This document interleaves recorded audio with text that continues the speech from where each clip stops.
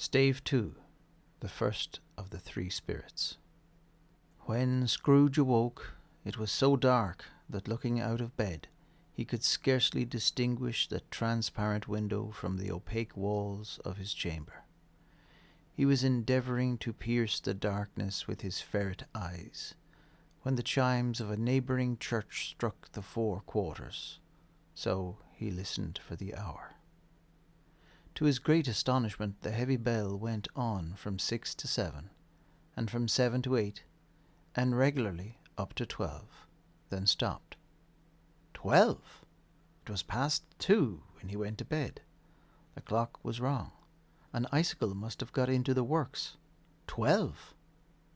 He touched the spring of his repeater to correct this most preposterous clock. Its rapid little pulse beat 12, and stopped. "Why, it isn't possible," said Scrooge, "that I can have slept through a whole day and far into another night. It isn't possible that anything has happened to the sun, and this is 12 at noon." The idea being an alarming one, he scrambled out of bed and groped his way to the window. He was obliged to rub the frost off with the sleeve of his dressing gown before he could see anything, and could see very little then. All he could make out was that it was still very foggy and extremely cold, and that there was no noise of people running to and fro and making a great stir, as there unquestionably would have been if night had beaten off bright day and taken possession of the world. This was a great relief, because 3 days after sight of this first of exchange paid to Mr. Ebenezer Scrooge or his order, and so forth, would have become a mere United States security if there were no days to count by. Scrooge went to bed again, and thought and thought and thought it over and over and over, and could make nothing of it. The more he thought, the more perplexed he was, and the more he endeavoured not to think, the more he thought. Marley's ghost bothered him exceedingly. Every time he resolved within himself, after mature inquiry, that it was all a dream, his mind flew back again, like a strong spring released, to its first position, and presented the same problem to be worked all through. Was it a dream or not? Scrooge lay in this state until the chime had gone 3 quarters more, when he remembered, on a sudden, that the ghost had warned him of a visitation when the bell tolled 1.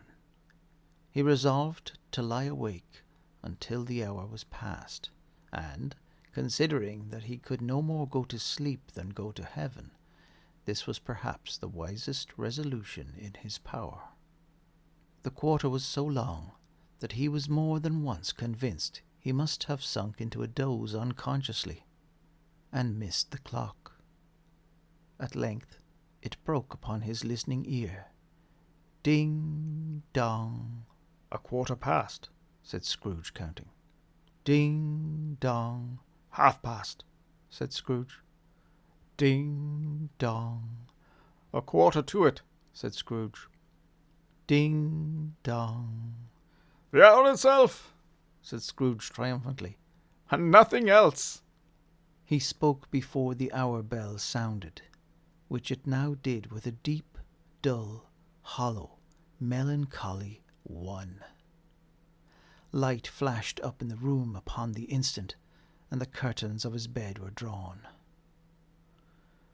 The curtains of his bed were drawn aside, I tell you, by a hand, not the curtains at his feet, nor the curtains at his back, but those to which his face was addressed. The curtains of his bed were drawn aside, and Scrooge, starting up into a half-recumbent attitude, found himself face to face with the unearthly visitor who drew them, as close to it as I am now to you, and I am standing in the spirit at your elbow. It was a strange figure, like a child, yet not so like a child as like an old man, viewed through some supernatural medium, which gave him the appearance of having receded from the view, and being diminished to a child's proportions. Its hair, which hung about its neck and down its back, was white as if with age, and yet the face had not a wrinkle in it, and the tenderest bloom was on the skin. The arms were very long and muscular, the hands the same, as if its hold were of uncommon strength. Its legs and feet, most delicately formed, were, like those upper members, bare. It wore a tunic of the purest white, and round its waist was bound a lustrous belt, the sheen of which was beautiful. It held a branch of fresh green holly in its hand, and, in singular contradiction of that wintry emblem, had its dress trimmed with summer flowers. But the strangest thing about it was, that from the crown of its head there sprung a bright clear jet of light, by which all this was visible, and which was doubtless the occasion of its using, in its duller moments, a greater extinguisher for a cap, which it now held under its arm. Even this, though when Scrooge looked at it with increasing steadiness, was not its strangest quality.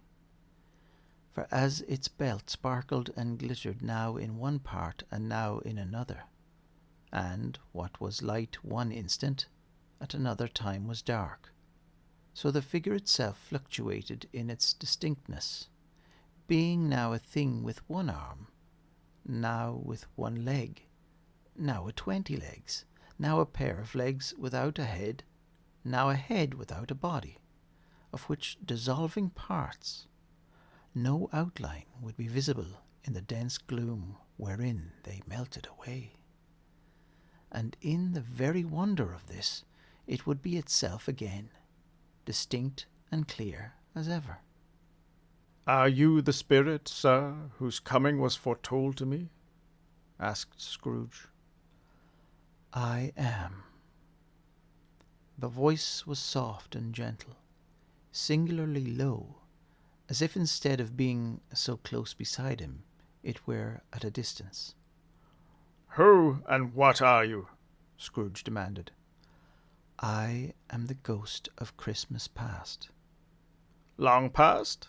inquired Scrooge, observant of its dwarfish stature. "No, your past." Perhaps Scrooge could not have told anybody why, if anybody could have asked him, but he had a special desire to see the spirit in his cap, and begged him to be covered. "What!" exclaimed the ghost. "Would you so soon put out with worldly hands the light I give?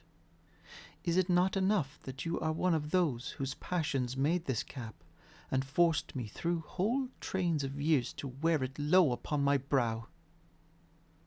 Scrooge reverently disclaimed all intention to offend or any knowledge of having wilfully bonneted the spirit at any period of his life. He then made bold to inquire what business brought him there. "Your welfare," said the ghost. Scrooge expressed himself much obliged, but could not help thinking that a night of unbroken rest would have been more conducive to that end. The spirit must have heard him thinking, for it said immediately, "Your reclamation, then. Take heed." It put out its strong hand as it spoke, and clasped him gently by the arm. "Rise, and walk with me." It would have been in vain for Scrooge to plead that the weather and the hour were not adapted to pedestrian purposes. That bed was warm, and the thermometer a long way below freezing. That he was clad but lightly in his slippers, dressing gown, and nightcap, and that he had a cold upon him at that time. The grasp, though gentle as a woman's hand, was not to be resisted. He rose, but finding that the spirit made towards the window, clasped his robe in supplication. "I am a mortal," Scrooge remonstrated, "and liable to fall." "Bear but a touch of my hand, there," said the Spirit, laying it upon his heart, "and you shall be upheld in more than this." As the words were spoken, they passed through the wall, and stood upon an open country road, with fields on either hand. The city had entirely vanished. Not a vestige of it was to be seen. The darkness and the mist had vanished with it, for it was a clear, cold winter day with snow upon the ground. "Goodness," said Scrooge, clasping his hands together as he looked about him. "I was bred in this place. I was a boy here." The Spirit gazed upon him mildly. Its gentle touch, though it had been light and instantaneous, appeared still present to the old man's sense of feeling. He was conscious of 1,000 odours floating in the air, each one connected with 1,000 thoughts and hopes and joys and cares, long, long forgotten. "Your lip is trembling," said the ghost, "and what is that upon your cheek?" Scrooge muttered, with an unusual catching in his voice, that it was a pimple, and begged the ghost to lead him where he would. "You recollect the way?" inquired the Spirit. "Remember it?" cried Scrooge with fervour. "I could walk it blindfold." "Strange to have forgotten it for so many years," observed the ghost. "Let us go on." They walked along the road, Scrooge recognizing every gate and post and tree, until a little market town appeared in the distance, with its bridge, its church, and winding river. Some shaggy ponies now were seen trotting towards them with boys upon their backs, who called to other boys in country gigs and carts, driven by farmers. All these boys were in great spirits, and shouted to each other, until the broad fields were so full of merry music that the crisp air laughed to hear it. "These are but shadows of the things that have been," said the ghost. "They have no consciousness of us." The jocund travellers came on, and as they came, Scrooge knew and named them every one. Why was he rejoiced beyond all bounds to see them? Why did his cold eye glisten, and his heart leap up as they went past? Why was he filled with gladness when he heard them give each other Merry Christmas as they parted at crossroads and byways for their several homes? What was Merry Christmas to Scrooge? Out upon Merry Christmas! What good had it ever done to him? "The school is not quite deserted," said the ghost. "A solitary child, neglected by his friends, is left there still." Scrooge said he knew it, and he sobbed. They left the high road by a well-remembered lane, and soon approached a mansion of dull red brick, with a little weathercock-surmounted cupola on the roof, and a bell hanging in it. It was a large house, but one of broken fortunes, for the spacious offices were little used, their walls were damp and mossy, their windows broken, and their gates decayed. Fowls clucked and strutted in the stables, and the coach houses and sheds were overrun with grass. Nor was it more retentive of its ancient state within, for entering the dreary hall and glancing through the open doors of many rooms, they found them poorly furnished, cold, and vast. There was an earthy savour in the air, a chilly bareness in the place, which associated itself somehow with too much getting up by candlelight and not too much to eat. They went, the ghost and Scrooge, across the hall to a door at the back of the house. It opened before them, and disclosed a long, bare, melancholy room, made barer still by lines of plain deal forms and desks. at one of these a lonely boy was reading near a feeble fire, and Scrooge sat down upon a form and wept to see his poor forgotten self as he used to be.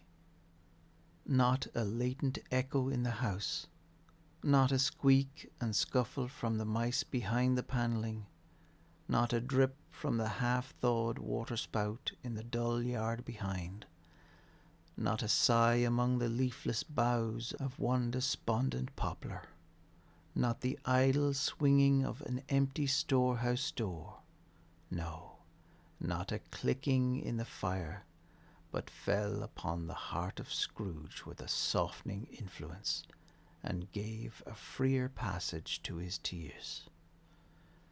The Spirit touched him on the arm, and pointed to his younger self, intent upon his reading. Suddenly a man, in foreign garments, wonderfully real and distinct to look at, stood outside the window, with an axe stuck in his belt, and leading by the bridle an ass laden with wood. "Why, it's Ali Baba!" Scrooge exclaimed in ecstasy. "It's dear old honest Ali Baba! Yes, I know. One Christmas time, when yonder solitary child was left here all alone, he did come, for the first time, just like that. Poor boy! And Valentine," said Scrooge, "and his wild brother, Orson. There they go. And what's his name? Who was put down in his drawers, asleep at the gate of Damascus. Don't you see him? And the Sultan's groom turned upside down by the genie. There he is upon his head. Serve him right. I'm glad of it. What business had he to be married to the princess?" To hear Scrooge expending all the earnestness of his nature on such subjects, in a most extraordinary voice between laughing and crying, and to see his heightened and excited face, would have been a surprise to his business friends in the city, indeed. "There's a parrot!" cried Scrooge. "Green body and yellow tail, with a thing like a lettuce growing out of the top of its head. There he is. Poor Robin Crusoe, we called him, when he came home again after sailing round the island. Poor Robin Crusoe! Where have you been, Robin Crusoe? The man thought he was dreaming, but he wasn't. It was the parrot, you know. There goes Friday, running for his life to the little creek. Hello! Hello!" Then, with a rapidity of transition very foreign to his usual character, he said, in pity for his former self, "Poor boy," and cried again. "I wish," Scrooge muttered, putting his hand in his pocket and looking about him, after drying his eyes with his cuff, "but it's too late now." "What is the matter?" asked the Spirit. "Nothing," said Scrooge. "Nothing. There was a boy singing a Christmas carol at my door last night. I should like to have given him something. That's all." The ghost smiled thoughtfully, and waved its hand, saying as it did so, "Let us see another Christmas." Scrooge's former self grew larger at the words, and the room became a little darker and more dirty. The panels shrunk, the windows cracked, fragments of plaster fell out of the ceiling, and the naked laths were shown instead. But how all this was brought about, Scrooge knew no more than you do. He only knew that it was quite correct, that everything had happened so, that there he was, alone again, when all the other boys had gone home for the jolly holidays. He was not reading now, but walking up and down despairingly. Scrooge looked at the ghost, and with a mournful shaking of his head, glanced anxiously towards the door. It opened, and a little girl, much younger than the boy, came darting in, and putting her arms about his neck, and often kissing him, addressed him as her "dear, dear brother." "I have come to bring you home, dear brother," said the child, clapping her tiny hands and bending down to laugh. "To bring you home, home, home." "Home, little Fran?" returned the boy. "Yes," said the child, brimful of glee. "Home, for good and all. Home, for ever and ever. Father is so much kinder than he used to be, that home's like heaven. He spoke so gently to me one dear night when I was going to bed, that I was not afraid to ask him once more if you might come home. And he said yes, you should, and sent me in a coach to bring you. And you're to be a man," said the child, opening her eyes, "and are never to come back here. But first we're to be together all the Christmas long, and have the merriest time in all the world."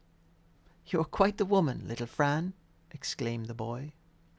She clapped her hands and laughed, and tried to touch his head, but being too little, laughed again, and stood on tiptoe to embrace him. Then she began to drag him, in her childish eagerness, towards the door, and he, nothing loath to go, accompanied her. A terrible voice in the hall cried, "Bring down Master Scrooge's box! There!" and in the hall appeared the schoolmaster himself, who glared on Master Scrooge with a ferocious condescension, and threw him into a dreadful state of mind by shaking hands with him. He then conveyed him and his sister into the weariest old well of a shivering best parlour that ever was seen, where the maps upon the wall, and the celestial and terrestrial globes in the windows, were waxy with cold. Here he produced a decanter of curiously light wine, and a block of curiously heavy cake, and administered instalments of those dainties to the young people, at the same time sending out a meagre servant to offer a glass of something to the post-boy, who answered that he thanked the gentleman, but if it was the same tap as he had tasted before, he had rather not. Master Scrooge's trunk being by this time tied on to the top of the chaise, the children bade the schoolmaster good-bye right willingly, and, getting into it, drove gaily down the garden sweep, the quick wheels dashing the hoarfrost and snow from off the dark leaves of the evergreens like spray. "Always a delicate creature, whom a breath might have withered," said the ghost, "but she had a large heart." "So she had," cried Scrooge. "You're right. I will not gainsay it, Spirit." "She died a woman," said the ghost, "and had, as I think, children." "One child," Scrooge returned. "True," said the ghost. "Your nephew." Scrooge seemed uneasy in his mind, and answered briefly, "Yes." Although they had but that moment left the school behind them, they were now in the busy thoroughfares of a city, where shadowy passengers passed and repassed, where shadowy carts and coaches battled for the way, and all the strife and tumult of a real city were. It was made plain enough by the dressing of the shops that here too it was Christmas time again, but it was evening, and the streets were lighted up. The ghost stopped at a certain warehouse door, and asked Scrooge if he knew it. "Know it," said Scrooge. "Was I apprenticed here?" They went in, at sight of an old gentleman in a Welsh wig, sitting behind such a high desk that if he had been 2 inches taller he must have knocked his head against the ceiling. Scrooge cried in great excitement, "Why, it's old Fezziwig! Bless his heart! It's Fezziwig! Alive again!" Old Fezziwig laid down his pen and looked up at the clock, which pointed to the hour of 7. He rubbed his hands, adjusted his capacious waistcoat, laughed all over himself, from his shoes to his organ of benevolence, and called out in a comfortable, oily, rich, fat, jovial voice, "Let's have the shutters up!" cried old Fezziwig. "Yo-ho there! Ebenezer! Dick!" Scrooge's former self, now grown a young man, came briskly in, accompanied by his fellow-prentice. "Dick Wilkins, to be sure," said Scrooge to the ghost. "Bless me, yes, there he is. He was very much attached to me, was Dick. Poor Dick. Dear, dear." "Yo-ho, my boys," said Fezziwig. "No more work tonight. Christmas Eve, Dick. Christmas, Ebenezer. Let's have the shutters up," cried old Fezziwig with a sharp clap of his hands, "before a man can say Jack Robinson." You wouldn't have believed how those two fellows went at it. They charged into the street with the shutters. 1, 2, 3, had 'em up in their places. 4, 5, 6, barred 'em and pinned 'em. 7, 8, 9, and came back before they could have got to 12, panting like racehorses. "Hilly-ho!" cried old Fezziwig, skipping down from the high desk with wonderful agility. "Clear away, my lads, and let's have lots of room here. Hilly-ho, Dick! Cheer up, Ebenezer!" Clear away. There was nothing they wouldn't have cleared away, or couldn't have cleared away. With old Fezziwig looking on, it was done in a minute. Every movable was packed off, as if it were dismissed from public life for evermore. The floor was swept and watered. The lamps were trimmed. Fuel was heaped upon the fire, and the warehouse was as snug and warm and dry and bright a ballroom as you would desire to see upon a winter's night. In came a fiddler with a music book, and went up to the lofty desk, and made an orchestra of it, and turned like 50 stomach aches. In came Mrs. Fezziwig, one vast substantial smile. In came the 3 Miss Fezziwigs, beaming and lovable. In came the 6 young followers whose hearts they broke. In came all the young men and women employed in the business. In came the housemaid with her cousin, the baker.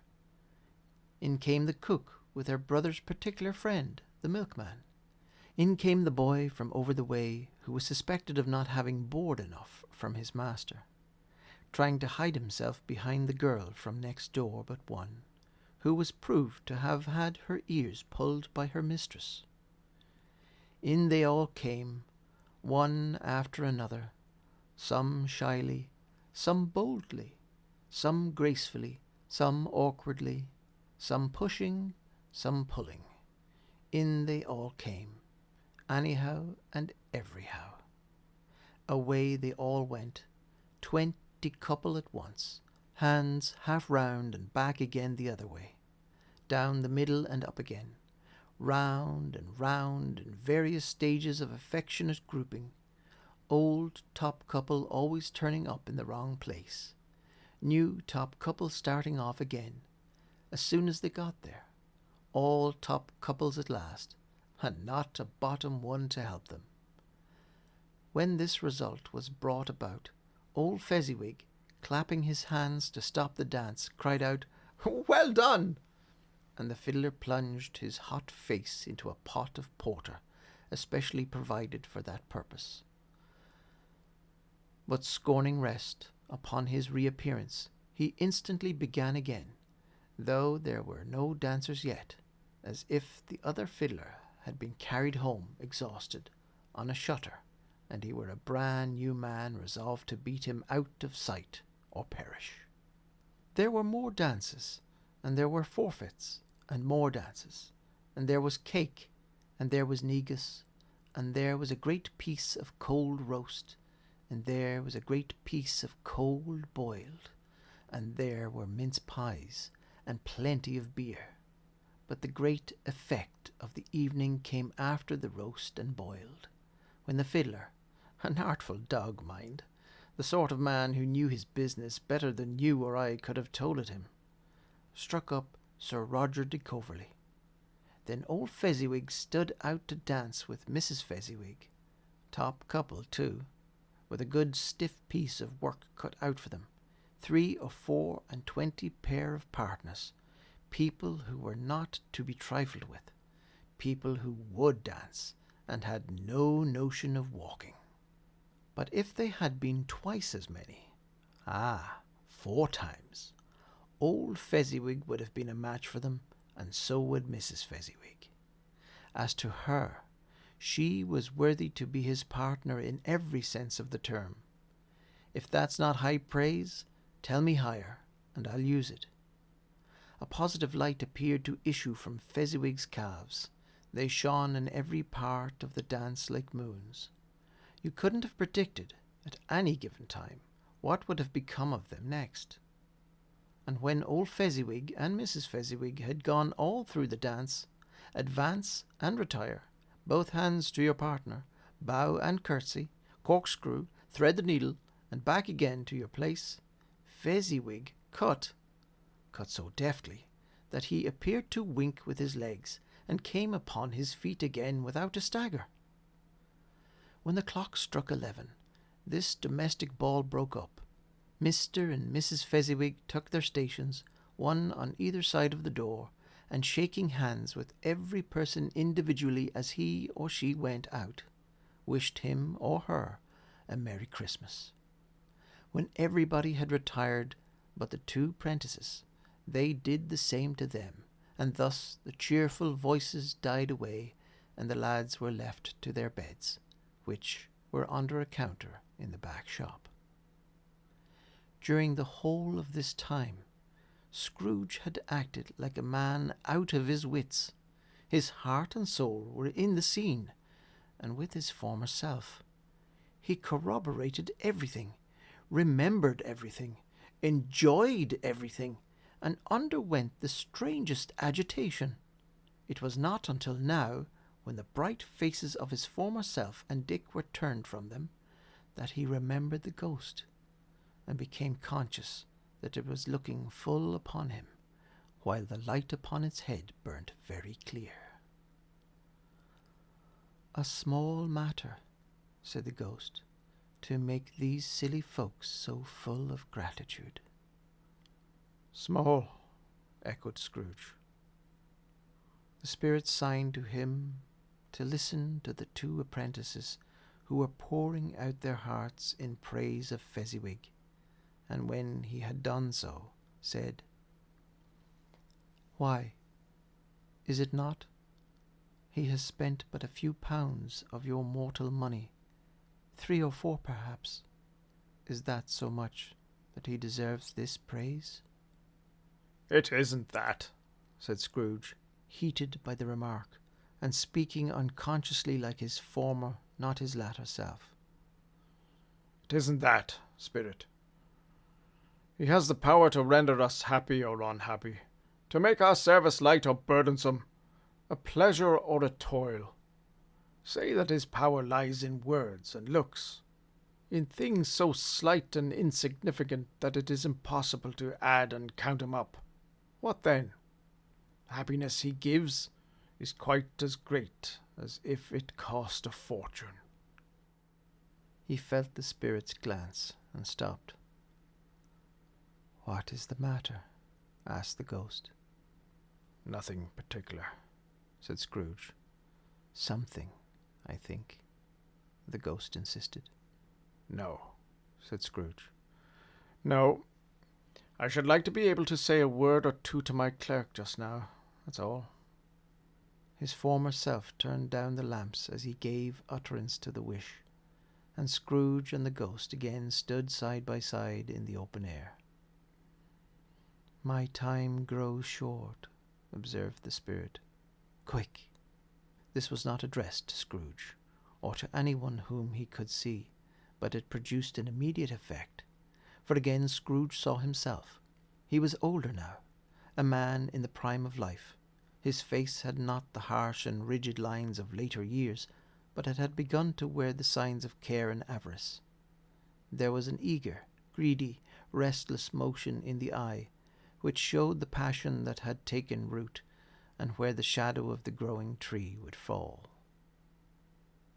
He was not alone, but sat by the side of a fair young girl in a mourning dress, in whose eyes there were tears, which sparkled in the light that shone out of the ghost of Christmas past. "It matters little," she said softly, "to you, very little. Another idol has displaced me, and if it can cheer and comfort you in time to come, as I would have tried to do, I have no just cause to grieve." "What idol has displaced you?" he rejoined. "A golden one." "This is the even-handed dealing of the world," he said. "There is nothing on which it is so hard as poverty, and there is nothing it professes to condemn with such severity as the pursuit of wealth." "You fear the world too much," she answered gently. "All your other hopes have merged into the hope of being beyond the chance of its sordid reproach. I have seen your nobler aspirations fall off one by one, until the master passion, gain, engrosses you. Have I not?" "What then?" he retorted. "Even if I have grown so much wiser, what then? I am not changed towards you." She shook her head. "Am I?" "Our contract is an old one. It was made when we were both poor and content to be so, until, in good season, we could improve our worldly fortune by our patient industry. You are changed. When it was made, you were another man." "I was a boy," he said impatiently. "Your own feelings tell you that you were not what you are," she returned. "I am. That which promised happiness when we were one in heart is fraught with misery now that we are two. How often and how keenly I have thought of this, I will not say.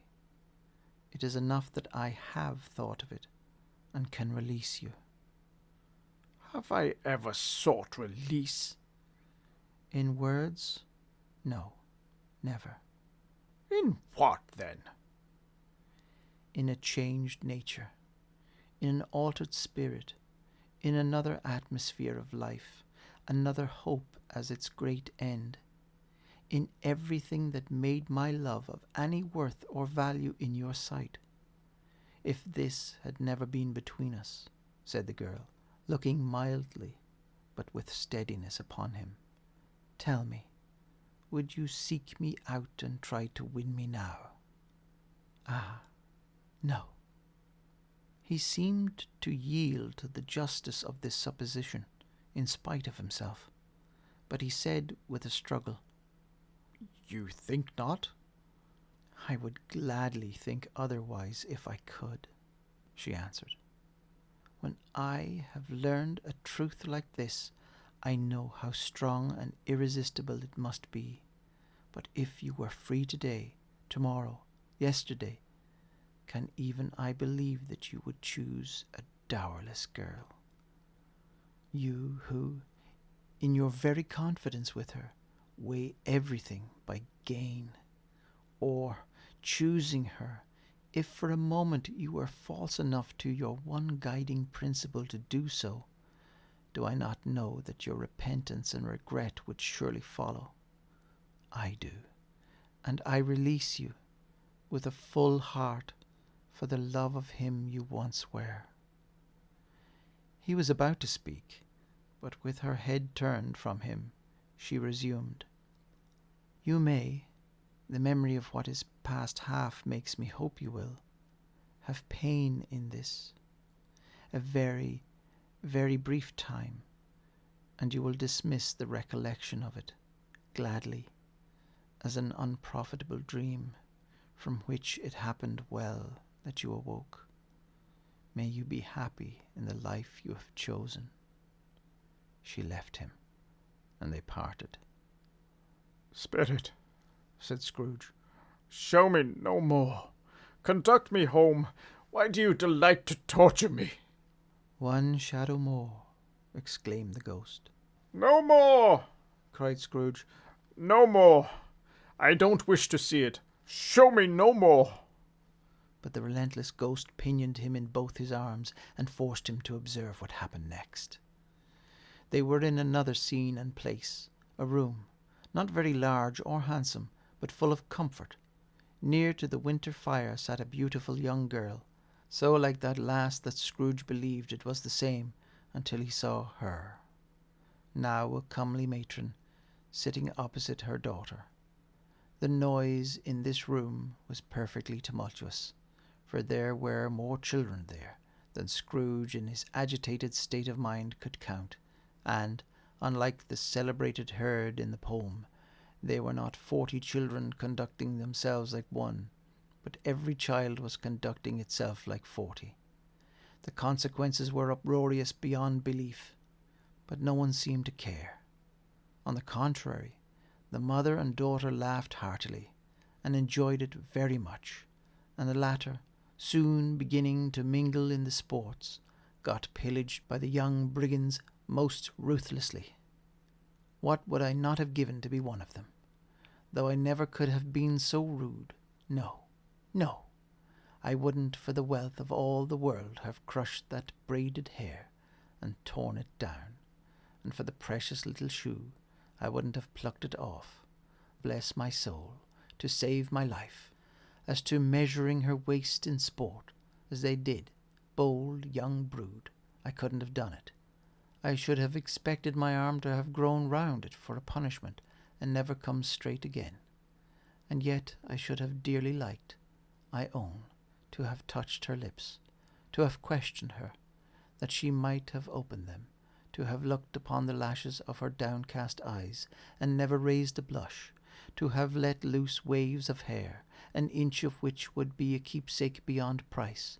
In short, I should have liked, I do confess, to have had the lightest license of a child, and yet to have been man enough to know its value.